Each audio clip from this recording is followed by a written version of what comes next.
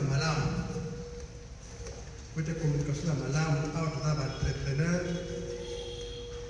batondi bangonde eza likambo na bango ya ba entrepreneur tokosola makambo tali l'entrepreneuriat yango tobengaki ministre chargé entrepreneuriat azala biso tozali mpe na secrétariat général d'entrepreneuriat administration ya ministère na biso azali awa esengo te merci beaucoup ezala malamu kwete communication ya malamu awa toza ba entrepreneur batondi bangonde eza likambo na bango ya ba entrepreneur tokosola makambo tali l'entrepreneuriat yango tobengaki ministre chargé entrepreneuriat azala biso tozali mpe na secrétariat général d'entrepreneuriat administration ya ministère na biso azali awa esengo te merci beaucoup. Le ministère de PME présent ou représenté. À M. Freddy Massoua, agent au laboratoire de l'OCC, en sigle présent ou représenté. À tous nos invités et participants à ce forum de séjour en leur qualité respective, dont j'ai l'honneur de remercier de leur présence en ces lieux où nous prenons la parole en ma qualité de directeur général de l'établissement Maison Commandant et au titre du président de la corporation de menuisiers de la Chambre. Bandeko, Nabali Moké en français, la Likebisi, Bazako Kebisayo, Tozana Katabis. Tata moko abetaka bato na masoko na se ya poche moninga moko amoni ye azali kobeta tata moko po amatisa ye portefeuille ntango portefeuille ekomata abenda ye yango oyo amonaki asali nini afini tata wana lisu afini lisu poni ntango afini lisu alors tozana kibanseke tona mbiza esika mai echongaka soki boye teti mwa terase moke mwa nzela ya mai esalami oyo bamonaka balobi ebandi boye kamwa nzela oyo lobi kobuka bandaka abalokebisa baninga ya kartier tosangisa tosomba nsima zelo na mabanga tokanga deja nzela oyo asali nini akebisi kwa soki banéglige nini ekoya alarme na mosala ya ekolo bakomobenga lelo eti ntango biso teki okola babengaki yango epon ezalaki kaka mpona kelasi ya bato ya misala maboko na kelasi ya bakordonnier ya batailleur misala maboko nyonso ezalaki kuna na komona na biso ntango tobandi okola moto moko kongole ya yambo oyo asalaki bakarosserie ya babisi na ya mituka ezalaki kisombe établissement na ye to atelier na ye ekomamaki na ye d'exposant vital réunion ezalaki prévu na 10 heures tozoyala midi nini ekosala boye mwa complexe wa yo babengi yo na 10 heures ozoyala midi etango yo oza koya baza kofungola ministre porta kota akende oyebi zala avant lelepa ya ministre ayoka aluka mpe solution parce que tolobaka nini bobanda mpe kala baremi yango toyaka eloko maloba tomonaka te me yo oyaka toujours réunion oboyaka koya bakonzi baliawa tolobana bango aza moko ya agent ya OCC officier de contrôle awa naza invité c'est vrai na bantu mingi lingala mais français pezanga te parce que makambo na olobela awa et yokalaka mingi malamu na français que na lingala bon mais nakobanda komélanger lingala na français donc papa apekisaki mpona meka kolobela likambo etali normalisation et certification. Mais avant tout comme la normalisation et certification des produits, bien sûr, essayer d'appeler ça par Charles à commission entreprise et à présidence.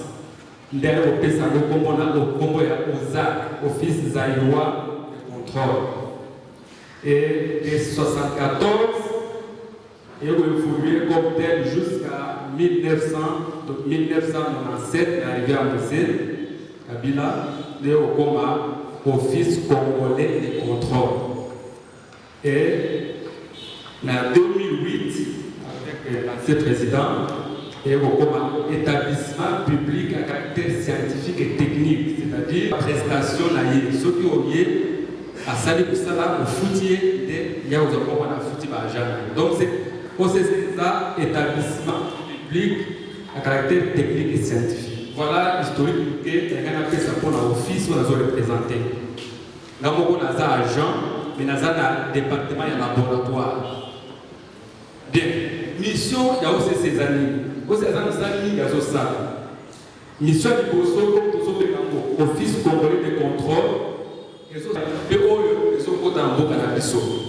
En principe, normalement, tout produit qui quitte la RDC ou de l'extérieur vers la RDC, il faut les contrôler par OCC. OCC, à ça appelle qu'on analyse des produits. Donc, à ça, dans le laboratoire, sur l'étendue du midi, tout ça, la base. Sauf que nous avons la jus à Tangawizi, produit de base, nous avons Tangawizi par exemple.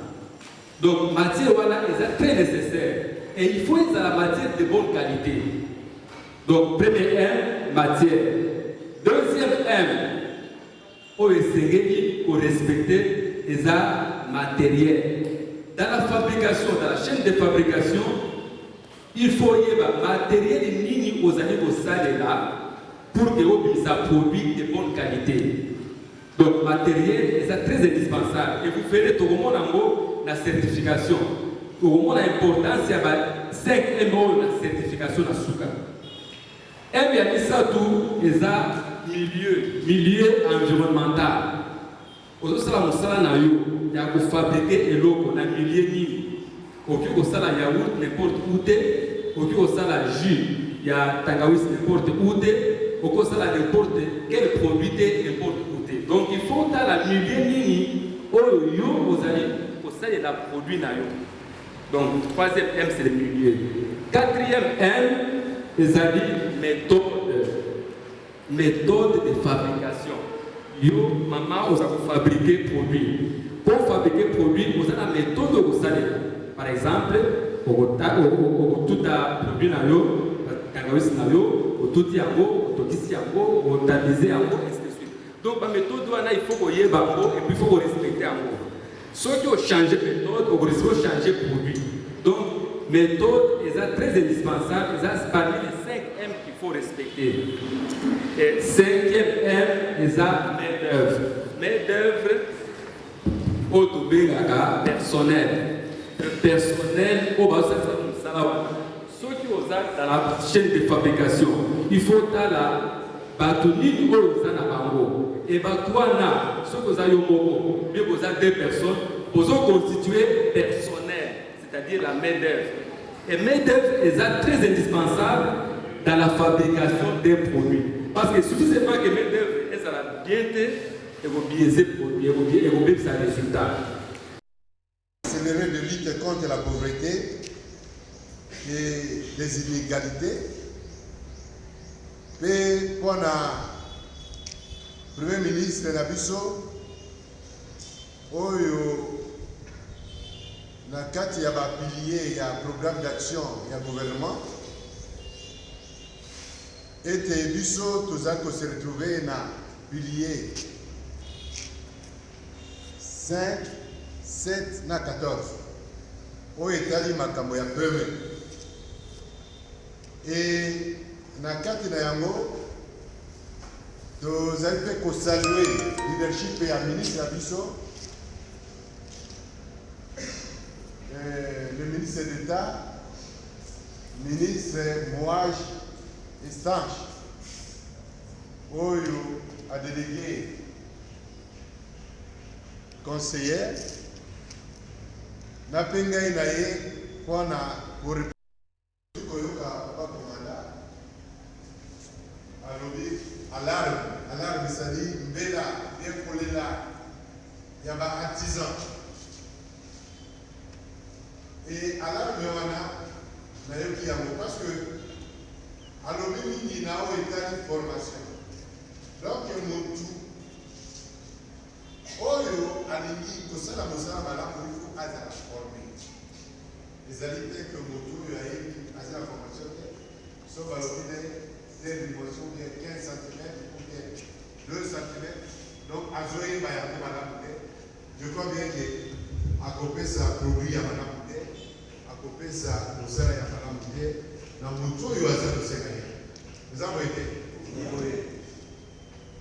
Bon, toyoki mpe deuxième intervenant na biso mpona nyonso ya lobi wana le 5M c'est très important parce que soko oyo osalaka disons bamama basalaka kwanga soko asalaka kwanga na banorme ya kwanga te ekwanga na ye ezalaka na banzete na kati ekwanga na ye ezalaka mwindo kwanga na ye ezalaka ya malamu te goût ya malamu te. Je crois bien que bato badaso bakomane amen eza boye te. Je crois bien qu'il faut kozala na banorme requise ete tel produit esengeli kosala ya banorme oyo mpona produit na ngai ebimaka na ye balobi na biso bato mais banorme oyo ya biso mpona baproduit parce qu'alobi mpona exportation il faut korespecte banorme wana mpona ete banorme wana lelo kotina produit na mboka bapaya baproduit wana ezala kokokana na baproduit oyo ezali kuna mais na ntango bakomonaki banorme yango ezali ndenge moko na oyo ya kuna mpe qualité ya biloko na ezali malamu. Je crois bien que bakosomba ye mais soko korespecte banorme te baproduit na yo ekotula parce que korespecte la certification des produits. Il s'agit de quoi de manière concrète et pensez-vous que votre auditoire a bien assimilé l'exposé? Merci beaucoup pour la question, c'est à vous d'apprécier. Mais d'emblée, je tiens à vous dire que j'ai parlé de la normalisation et de la certification des produits. Je me suis adressé à un auditoire composé de mamans qui sont dans le micro-entrepreneuriat. Et ces mamans se donnent la peine de fabriquer des produits alimentaires, par exemple. Et ces produits-là doivent être en principe certifiés, d'après leurs objectifs. Mais pour qu'un produit soit certifié, il doit en principe répondre à certaines exigences normatives, à des règles, des bonnes pratiques de la fabrication, que nous appelons normes. C'est comme ça que j'ai parlé de certaines normes, de 5M, qui sont des préalables pour tout celui qui fabrique. Donc, les différents M, les 5M. Donc, M comme matière, M comme milieu, M comme matériel, M comme méthode et M comme main-d'œuvre. Si vous respectez ces 5M, les produits peuvent avoir la chance d'être certifiés par l'organisme certificateur, notamment ICC. C'est comme ça que j'ai expliqué à l'auditeur ce qu'ils doivent faire pour que les produits soient certifiés. Et vous avez également évoqué le fait que si ces produits sont certifiés, ils auront la possibilité non seulement de produire en quantité industrielle et d'exporter également. Exact. Donc la finalité de la certification, c'est d'importer la marchandise de l'extérieur. Pour qu'un produit arrive à l'extérieur du pays, en principe, il doit avoir un certificat, il doit être certifié. C'est-à-dire avoir l'assurance que c'est les produits de bonne qualité. Si les produits n'est pas de bonne qualité, n'a pas été fabriqué selon les normes, il ne peut pas être certifié.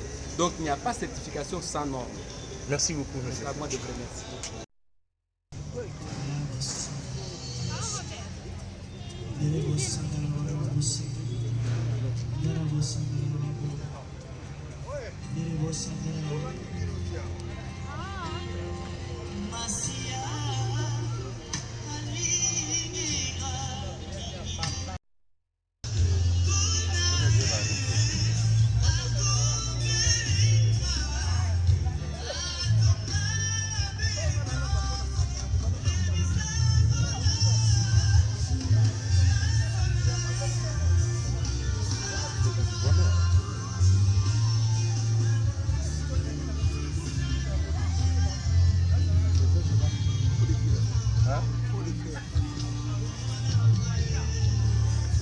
C'est pour poser les fleurs. Ça, c'est...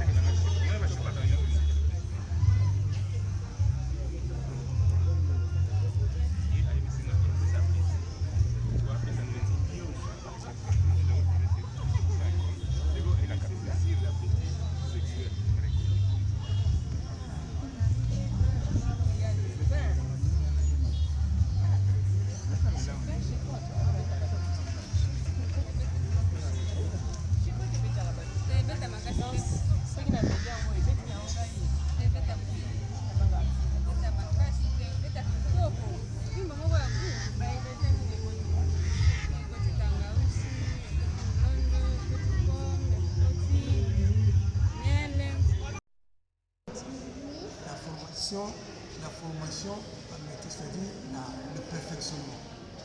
Il y a la formation en métier, mais aussi le perfectionnement. Mais en dehors de ça, il y a la formalisation aussi de leurs activités auprès du guichet unique de création d'activités. Tout cela, ça va permettre aux entrepreneurs de devenir très utiles. Très utiles. Vous avez entendu ici les gens qui ont parlé de problèmes que les artisans ou les entrepreneurs sont complexés parfois devant les agents de l'État, devant les clients. Ils ne savent pas s'exprimer, ils ne savent pas se défendre. Donc la formation est nécessaire. La formation, pas seulement en formation professionnelle, mais aussi la formation en gestion. Parce que l'entrepreneur doit aussi savoir bien gérer son activité pour qu'il puisse aller vers. Quelle est alors la prochaine étape après celle-ci? La prochaine étape, nous poursuivons le programme. Nous sommes avec la Fondation ACD, nous organisons des matinées, des réflexions, d'échanges, des forums, et ce qu'on a fait aujourd'hui. Donc nous continuons avec nos activités. Le mois prochain, nous serons à Kimbassé, il y aura un forum. Un forum, mais là, ce ne sera pas un forum tel qu'on l'a fait ici, mais il y aura même une petite exposition, pas de grandes entreprises comme on l'a fait aujourd'hui. Donc, dans le mois prochain, et en novembre, il y aura encore exposition vente, forum, expo-vente, qui sera organisée encore ici à Gilles. Voilà. Merci beaucoup, monsieur. Merci.